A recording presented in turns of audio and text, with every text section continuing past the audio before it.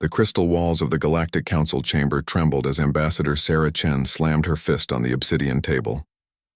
The sound echoed through the vast hall like a gunshot, silencing the chattering alien delegates who had been dismissing humanity's latest proposal with their usual arrogance.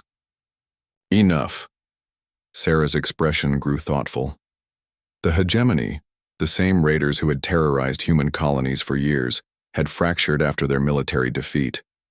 What remained were millions of civilians whose worlds had been devastated by the economic collapse that followed. "I'd like to speak to this," she said, rising from her seat. A year ago, several species representatives shifted uncomfortably. The hegemony had been their enemy after all. But now they listened with genuine attention as Sarah continued.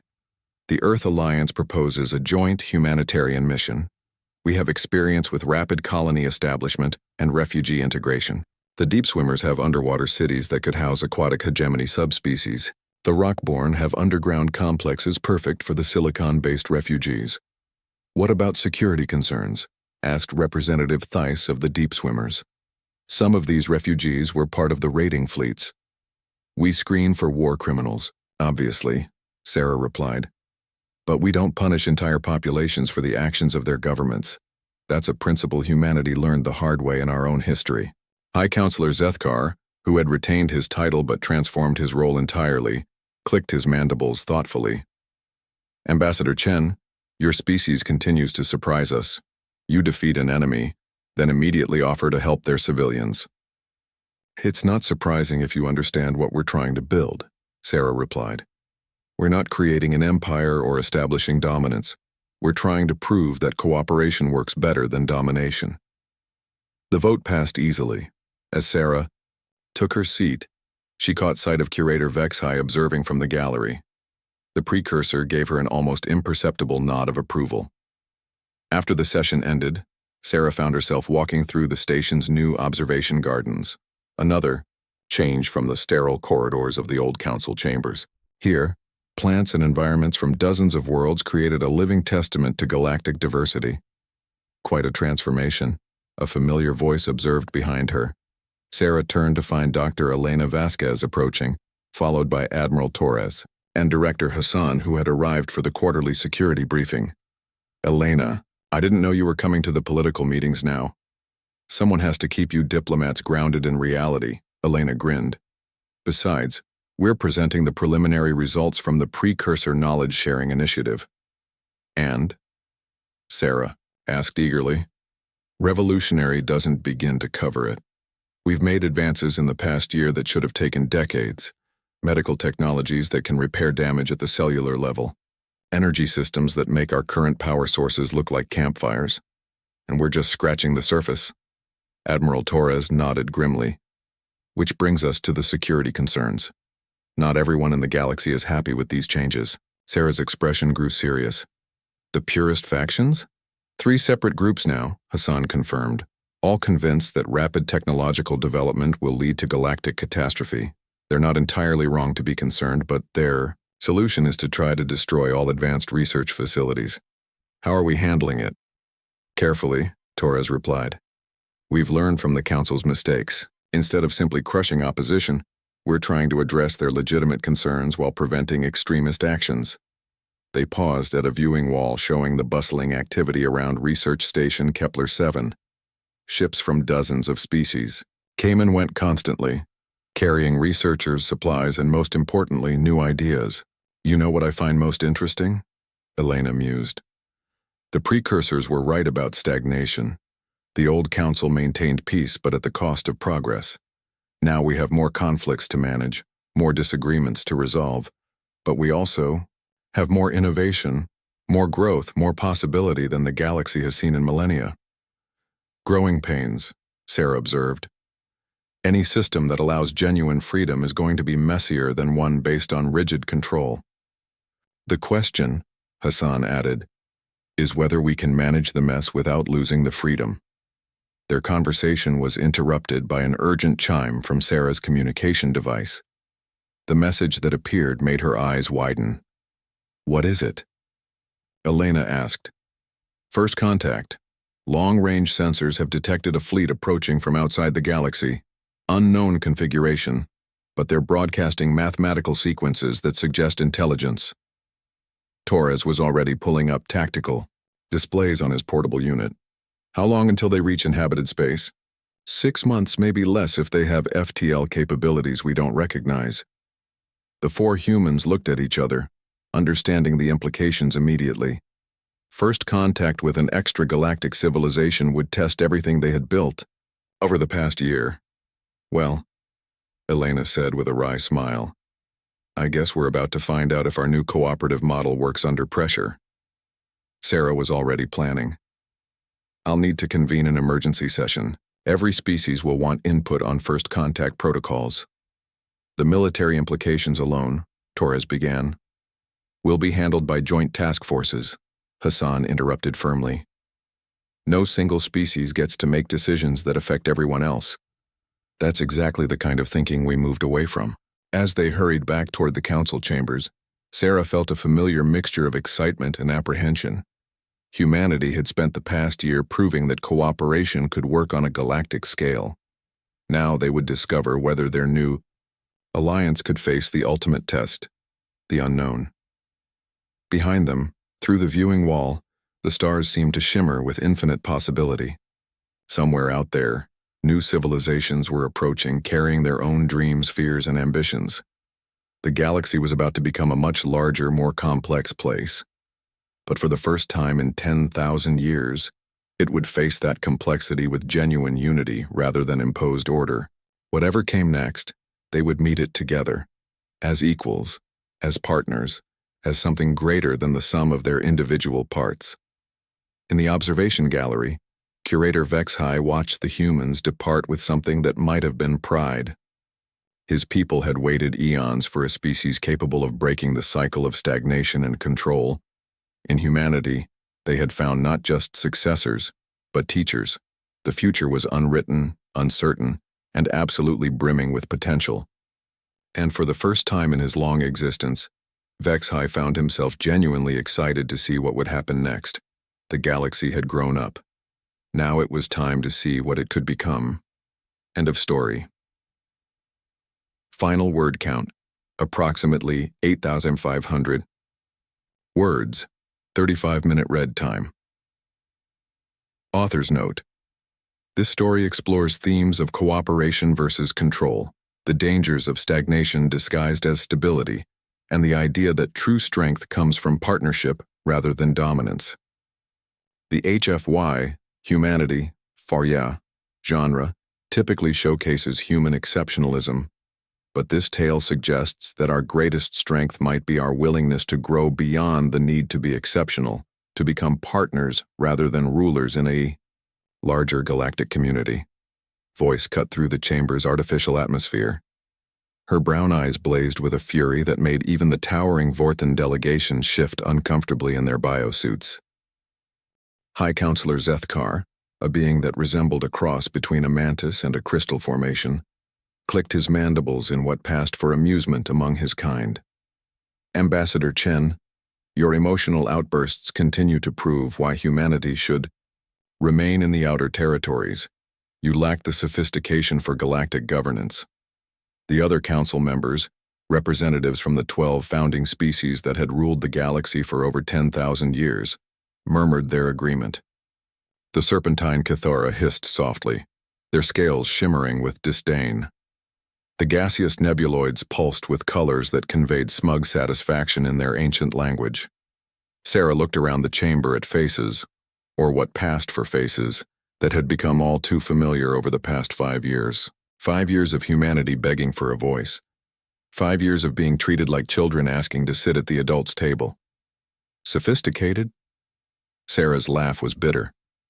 You mean like when the hegemony attacked the mining colonies on Kepler 442 and you spent 3 months debating whether to send a strongly worded letter? The proper channels must be observed, intoned Counselor Veltara of the Energy Being Lumians, her voice resonating like a struck bell. Violence begets violence. This is why your species requires guidance. Guidance? Sarah stood slowly, her chair scraping against the polished floor. 8,000 colonists died while you debated proper channels. Families vaporized while you worried about diplomatic protocol. She reached into her jacket and pulled out a small device. Humanity's latest breakthrough in defensive technology. The council members recognized it immediately, though they would never admit its significance aloud. "This is a gravitational field stabilizer," Sarah said, holding the device up. "It can create localized gravity wells strong enough to stop a Dreadnought-class warship. We developed it in 6 months after the Kepler attack." 6 months. Zethkar's compound eyes focused on the device with interest he tried to hide. Crude human engineering. Impressive for a young species, but hardly. "It took your combined civilizations 4 centuries to develop similar technology," Sarah interrupted. "And that was with access to precursor artifacts." The chamber fell silent. This was the unspoken truth they all knew, but refused to acknowledge. Humanity was advancing too quickly. In the century since first contact, humans had gone from primitive, chemical rockets to technologies that rivaled species with millennia of development. "Which brings us to today's vote," Sarah continued, her voice now deadly calm. "Our request for full council membership, our right to have a voice in decisions that affect human worlds." "The answer remains no," Zethkar declared without hesitation. "Humanity lacks the wisdom that comes with age. Your species is too aggressive, too unpredictable. Perhaps in another few centuries." "No." The word hung in the air like a blade. Sarah looked around the chamber one final time, memorizing every face, every expression of smug superiority. "Ambassador Chen?" Veltara's voice carried a warning. "Tarsa, you forget yourself. The council's decision is final." Sarah smiled, and something in that expression made several council members lean back in their seats. It wasn't the desperate smile of a defeated diplomat. It was the cold smile of someone who had been waiting for exactly this moment. "You're absolutely right, Counselor. The council's decision is final." Sarah tucked the gravitational device back into her jacket.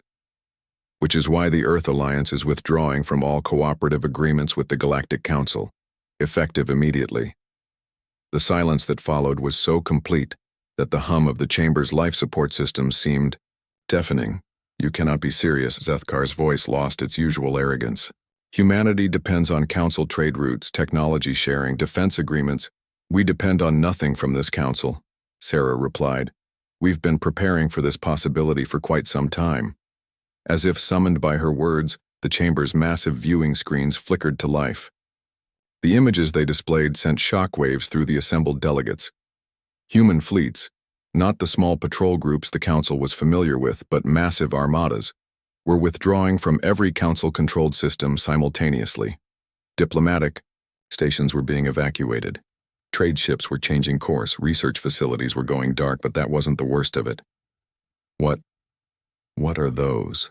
whispered Counselor Thiss of the aquatic deep swimmers, her gills fluttering with anxiety as she stared at the screens. The images showed human vessels, unlike anything the council had seen before. Sleek ships that seemed to bend space around them, moving faster than should have been possible. Orbital stations that appeared to exist in multiple dimensions simultaneously. Technologies that looked almost precursor level, breathed Zethkar, his mandibles clicking rapidly in distress. Sarah nodded. "We've been busy while you've been ignoring us. Turns out when you don't waste time on endless committee meetings, you can accomplish quite a lot." She turned to leave, then paused at the chamber doors. "Oh, and about those hegemony raiders you've been unable to stop. We eliminated their entire fleet 3 days ago. You might want to update your intelligence reports." The doors sealed behind her with a soft hiss, leaving the Galactic Council in stunned silence. For several long moments, nobody moved. Nobody spoke. The implications of what they had just witnessed were too enormous to process immediately. Finally, Zethkar found his voice. This is impossible. How could they have developed such technologies without our knowledge?" More importantly, Veltara's energy form flickered with distress. "What are they planning to do with them?" As if in answer to her question, the viewing screen shifted to show something that made every being in the chamber freeze in terror. Humanity's fleets weren't just withdrawing, they were taking position around key council worlds, establishing what could only be described as a blockade. Not aggressive, not threatening, simply present, waiting. By the void, whispered Counselor Urix of the silicon-based Rockborn. They're cutting us off from each other. The reality hit them all at once. Every major trade route, every communication relay, every strategic choke point in council space. Humans were there, watching, not attacking, not threatening, just existing, with technology that apparently surpassed anything the council possessed. We need to contact them immediately, Sethkar declared, his earlier arrogance completely evaporated. Negotiate. Surely they can be reasoned with. With what leverage? Veltara demanded. What do we have that they need? The question hung in the air unanswered because suddenly, horribly, the answer was clear.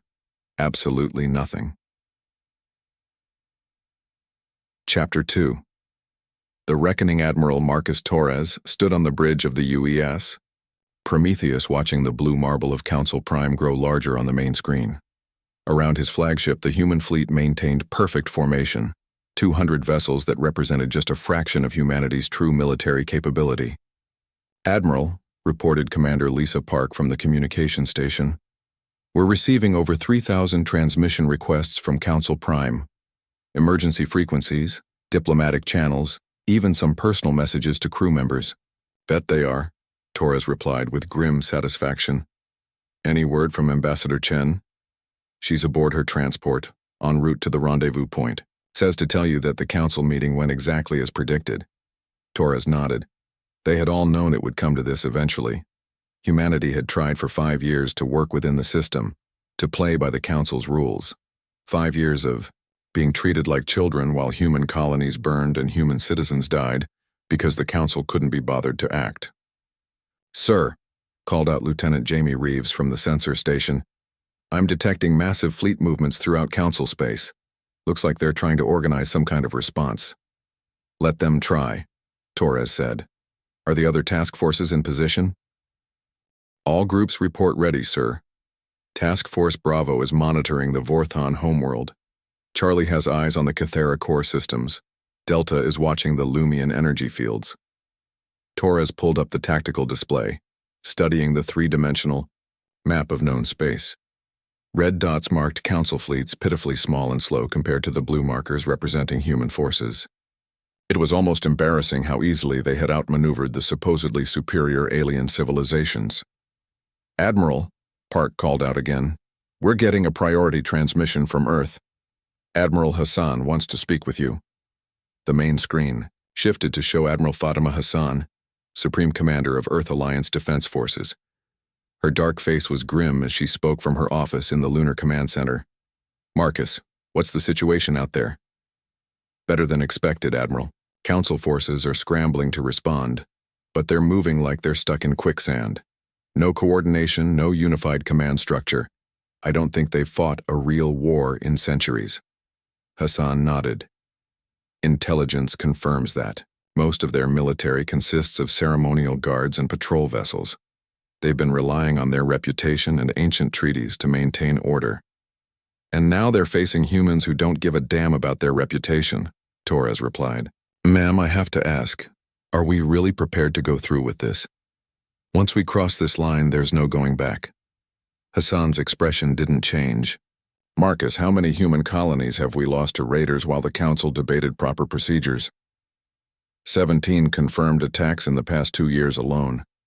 How many trade disputes have they ruled against us because we're the young species that needs to learn patience? Every single one, ma'am. And how many times have they blocked our research into defensive technologies because they might be destabilizing to galactic peace? Torres felt his jaw clench.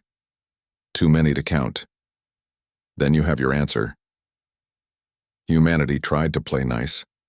We followed their rules, respected their traditions, begged for scraps from their table. And what did it get us? Dead colonists and condescending lectures about wisdom that comes with age. The screen flickered as Hassan leaned forward. I've been analyzing the council's response patterns for the past 3 hours. They're panicking, Marcus. Complete chaos. Sethkar has called no fewer than 14 emergency sessions and they can't agree on anything. Half of them want to negotiate. The other half want to mobilize what passes for their military. What about their allies? The client species? That's the interesting part. Remember the hegemony raiders we've been dealing with? Turns out they weren't just random pirates. Intelligence traced their funding back to 3 different council member species. They've been using proxy forces to test our defenses while maintaining plausible deniability. Torres felt his blood run cold. They've been orchestrating attacks on human colonies? For at least 5 years. Maybe longer. We're still piecing together the full scope of it. The bridge crew had gone silent, listening to every word. Torres could see the anger on their faces, the same anger he felt building in his chest. So this isn't just about representation anymore, he said quietly. No, Marcus. This is about survival. They've been systematically weakening humanity while keeping us dependent on their systems. Classic imperial strategy. Create the problem. Offer the solution. Maintain control. Torres studied the tactical display again, seeing it in an entirely new light. What are your orders, Admiral? Phase 2 is authorized. Full implementation. The words sent a chill through the bridge. Phase 2 wasn't just about independence. It was about demonstrating exactly what humanity was capable of when pushed too far. Understood, ma'am. Initiating Phase 2 protocols. Hassan's image disappeared, replaced by the tactical display. Torres turned to his crew, seeing the same grim determination on every face. You heard the Admiral. Commander Park, transmit activation codes to all task force leaders. Lieutenant Reeves, begin scanning for Council fleet positions. I want real-time tracking on every warship in known space. Sir, Park said hesitantly. The activation codes, once we send those, the galaxy changes forever, Torres finished. Yes, Commander. That's exactly the point. As the codes transmitted across space, invisible signals reached human ships positioned throughout the galaxy. On each vessel, crew members opened sealed orders they had carried for months without knowing their contents. The orders were simple, but their implications were staggering. Within hours, every major council trade route was interrupted by human vessels offering navigational assistance. Mining operations in disputed territories found themselves dealing with human safety inspectors. Communication relays began experiencing mysterious delays as human technicians performed routine maintenance. But the most shocking development came when the Council tried to access the precursor archives, ancient databases left behind by the galaxy's previous dominant civilization. The archives that had provided the foundation for all advanced Council technology. They were locked. Every single one. This is impossible. High Counselor Zethkar raged as he stormed through the council chambers, his crystalline carapace reflecting the emergency lighting. The archives have been accessible for 10,000 years. How could the humans possibly— Sir, interrupted his aide, a nervous young Vorthan named Kliktar. Our technical specialists believe the humans have somehow gained administrative access to the precursor networks. Zethkar stopped mid-stride.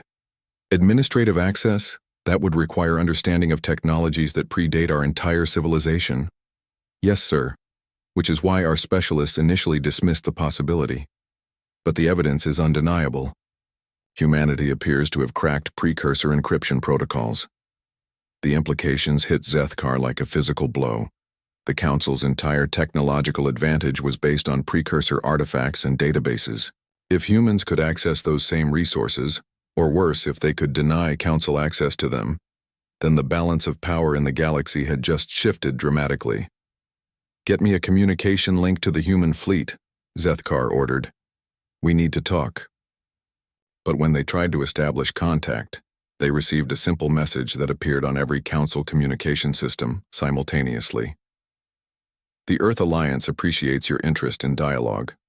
Unfortunately, all our diplomatic staff are currently busy with more pressing matters. Please leave a message after the tone and someone will get back to you within the next century or so. Have a day. The tone that followed was unmistakably human music, something called Don't Stop Believin' by an ancient Earth band. As the melody played throughout the council chambers, Zethkar realized that humanity had just declared war on the established order of the galaxy, and they were doing it with a sense of humor that somehow made it even more terrifying. Chapter 3. The new reality. 6 weeks after humanity's withdrawal from the Galactic Council, the effects were rippling through every corner of known space. What had started as a diplomatic protest had evolved into something far more significant, a complete restructuring of galactic power dynamics. Dr. Elena Vasquez, Earth Alliance's chief xenobiologist, stood in the observation deck of Research Station Kepler 7, watching as another council delegation ship approached under human escort. It was the third such delegation this week, all of them coming to beg for access to technologies that humanity had apparently been developing in secret for decades. Dr. Vasquez, her assistant called from across the lab. The Deep Swimmer delegation is requesting an immediate audience. They say it's a matter of species survival. Elena sighed, setting down her data pad. The irony wasn't lost on her. 6 weeks ago, these same species wouldn't have bothered to respond to human communications. Now they were arriving with hat in hand, desperate for humanity's attention. What's their specific issue? She asked. Red algae bloom in their home system. Their usual bioremediation techniques aren't working, and the bloom is producing toxins that are killing their coral cities. Elena checked her files on deep swimmer biology. We developed a solution for similar problems 3 years ago during the crisis on New Atlantis. Send them the basic protocols along with our standard technology sharing agreement. Ma'am, they're refusing to sign the agreement. They say the terms are unreasonable for a junior species. Elena laughed, a sound that contained no humor whatsoever. Junior species? Their coral cities are dying and they're worried about status? She walked to the communications console and opened a channel to the deep swimmer ship. The screen filled with the image of Ambassador Coralthaw, her gills fluttering, with barely controlled panic. Dr. Vasquez, we request immediate assistance with our ecological crisis. Surely humanitarian concerns supersede political disagreements. Of course they do, Elena replied pleasantly. Which is why we're offering to help. All you need to do is sign the technology sharing agreement. The terms are unacceptable. Equal partnership, mutual research benefits. You're asking us to treat humanity as if you were our equals. Elena's expression didn't change. Ambassador, how long did the council take to respond when we requested help with the Martian terraforming crisis? Coraltha's gills fluttered nervously. That was different. The council needed time to evaluate. 18 months, Elena interrupted. 18 months of committee meetings and impact studies while Martian colonists were dying from atmospheric poisoning. And your final response was to suggest we abandon the colony because humans weren't. They'll learn. What about the research applications? Are we getting useful data from the species that have signed agreements? Elena pulled up her files. Better than expected. The crystalline hive minds have provided computational models that are revolutionizing our quantum processing research. The Void Dancers shared gravitational manipulation techniques that make our current FTL drives look like chemical rockets. And the symbiotic collectives have biological integration technologies that could transform medicine. All species that the council marginalized for being too unconventional, Sarah noted with satisfaction. Turns out there was a lot of innovation happening in the outer territories while the council was focused on maintaining the status quo. Sarah, can I ask you something? This withdrawal from the council, it was planned, wasn't it? Long before that final meeting. Sarah's smile was enigmatic. Elena, humanity has been preparing for independence since the day we made first contact. Did you really think we'd remain dependent on alien approval forever? Before Elena could respond, alarms began sounding throughout the station. Her assistant's voice cut through the noise. Dr. Vasquez, we have multiple ships dropping out of hyperspace. Configuration unknown. They're not in our databases. Elena rushed to the observation deck, Sarah's image following on a portable screen. What she saw made her blood run cold. The ships were massive, easily 10 times larger than the biggest human dreadnought. Their design was unlike anything in council records, flowing, organic curves that seemed to shift and change as she watched. And they were broadcasting on frequencies that shouldn't have been possible. Elena, Sarah's voice was tense. Are you seeing what I'm seeing? If you're seeing ships that look like they were grown rather than built, then yes. Those are precursor designs. Elena felt the world shift around her. The precursors had vanished millions of years ago, leaving behind only ruins and artifacts. The idea that they might return. Dr. Vasquez, her assistant called out, voice shaking. We're receiving a transmission from the lead vessel. It's in perfect standard English. The main screen flickered, then displayed something that defied belief. The being addressing them was clearly alien, but beautiful in a way that spoke to something fundamental in human psychology. Tall, graceful, with features that seemed to combine the best aspects of every species Elena had ever encountered. When it spoke, its voice was melodious, almost hypnotic. Greetings, children of Earth. I am Curator Vexhai of the Precursor Collective. We have been watching your species with great interest. Elena found her voice. Curator, we thought your people were extinct. Extinct? No, young one. We simply withdrew from active galactic affairs when we realized our presence was stifling the growth of younger species. We have been observing, learning, waiting for species to develop beyond the need for our guidance. And now, Vexhai's expression shifted to something that might have been amusement. Now we find ourselves in the curious position of witnessing a species that has surpassed our expectations in ways we never imagined. Tell me, Dr. Vasquez, how did humanity gain access to our archives? Elena glanced at Sarah's image on the portable screen. Sarah nodded almost imperceptibly. We cracked your encryption protocols through a combination of quantum archaeology and predictive modeling. It took our best minds working around the clock for nearly a decade. Fascinating. And the gravitational manipulation technologies you've been demonstrating?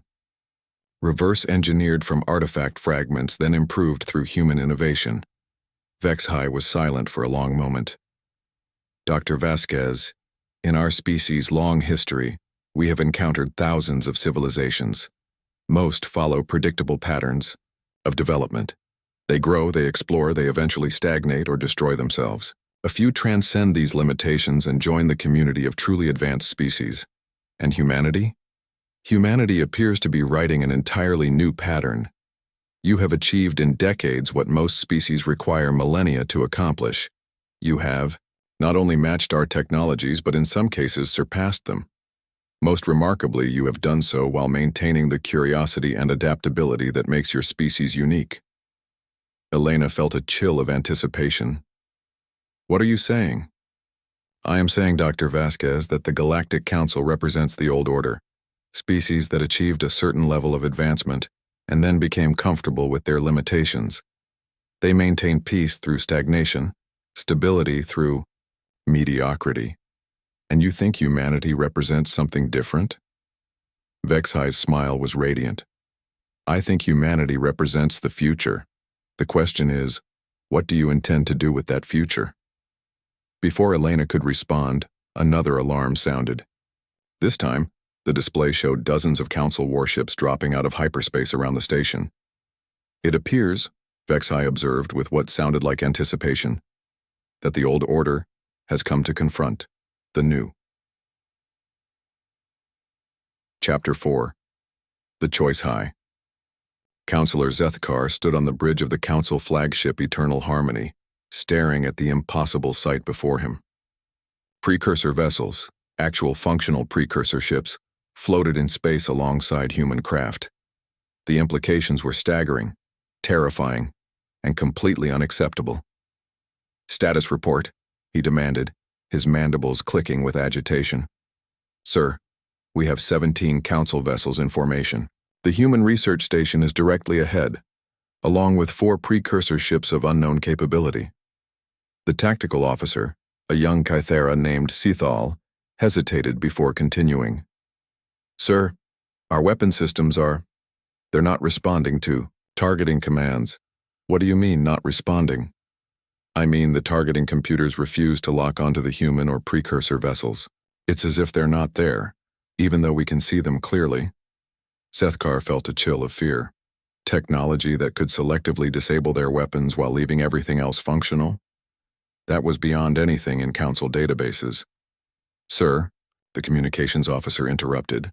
We're receiving a transmission from the human station. Dr. Elena Vasquez is requesting to speak with you.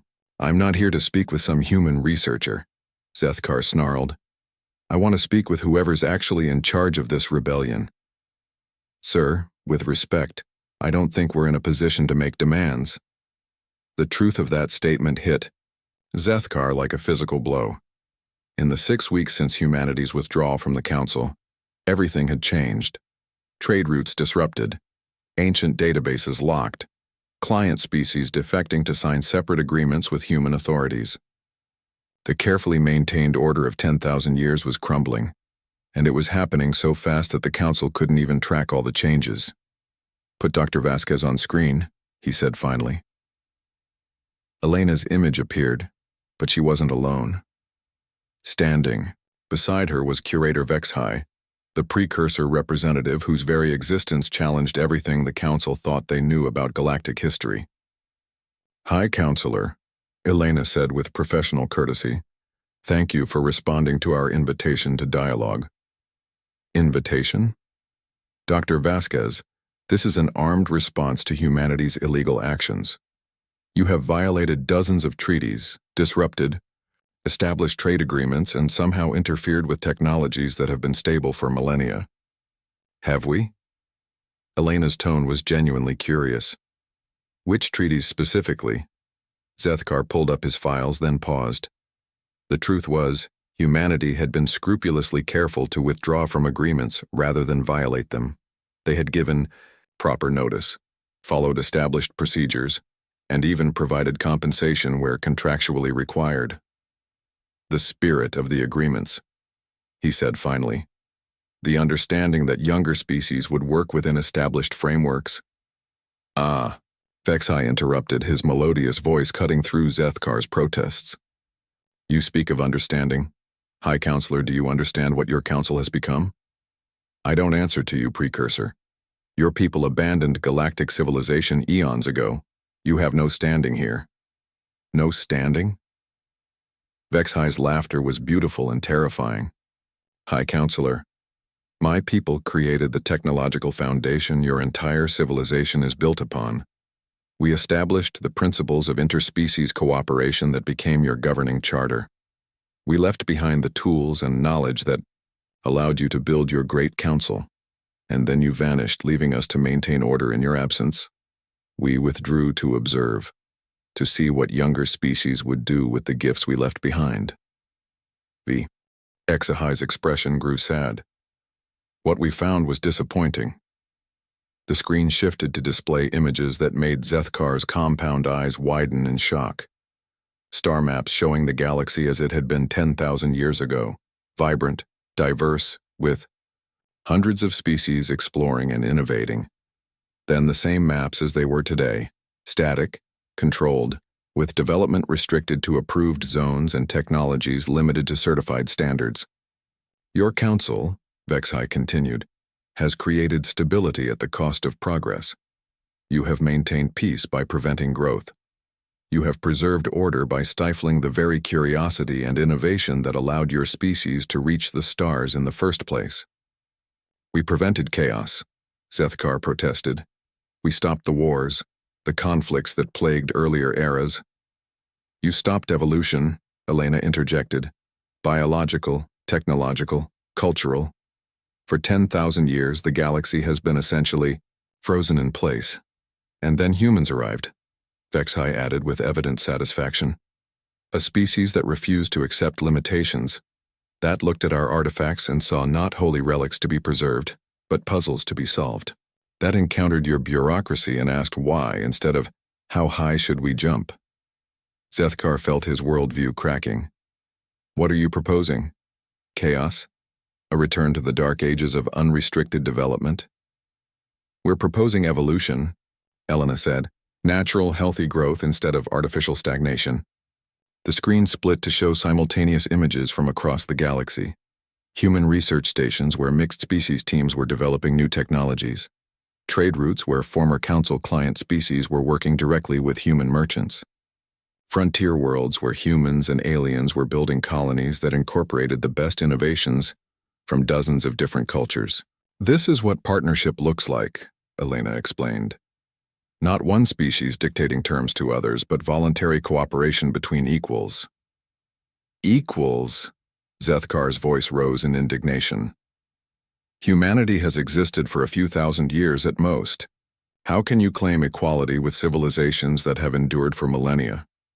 Age doesn't equal wisdom, Elena replied.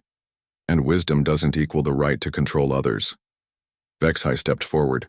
High Counselor, let me share something from our historical records. In the galaxy's early ages, there was a species called the Dominators. They were ancient, powerful, and absolutely convinced of their right to rule others. They maintained order for nearly 50,000 years. What happened to them? They stagnated, became so focused on maintaining control that they stopped adapting, stopped growing. When a genuine crisis arose, a threat they couldn't handle with their established methods, they collapsed within a single generation. Zethkar felt ice in his veins. Are you threatening us? No, Vexhai said gently. I'm offering you a choice. The main screen displayed two images side by side. On the left, the current galaxy, ordered, controlled, static. On the right, a projection of what the galaxy could become, dynamic, diverse, full of possibilities that no single species could imagine alone. Option 1, Elena said, indicating the left image, is to continue as you have been. Maintain the old order.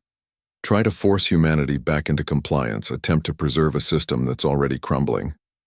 Option 2, Vexhai added, indicating the right image, is to join the new paradigm. Transform the Council from a governing body into a cooperative forum. Share knowledge freely. Allow species to develop according to their own nature, rather than artificial restrictions. And if we refuse? Zethkar asked. Elena and Vexhai exchanged a look. When Elena spoke, her voice was matter-of-fact. Then you become irrelevant. Humanity will continue building partnerships with species that choose cooperation over control. The precursors will share their advanced knowledge with civilizations ready to grow beyond their current limitations, and the Council will become a historical footnote, a cautionary tale about what happens when governing bodies outlive their purpose.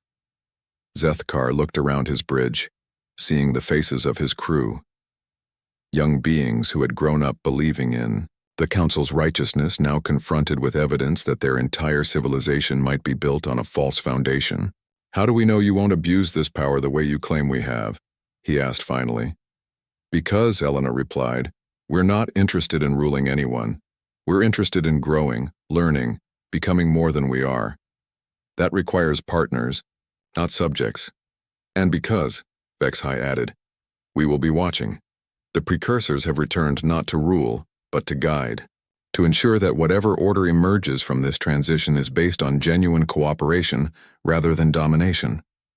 The bridge fell silent as Zethkar contemplated the choice before him. Around him, he could feel the weight of 10,000 years of tradition, the expectations of countless generations who had built their lives around council authority. But he could also sense something else, the possibility of change, of growth, of becoming something more than guardians of an ancient status quo.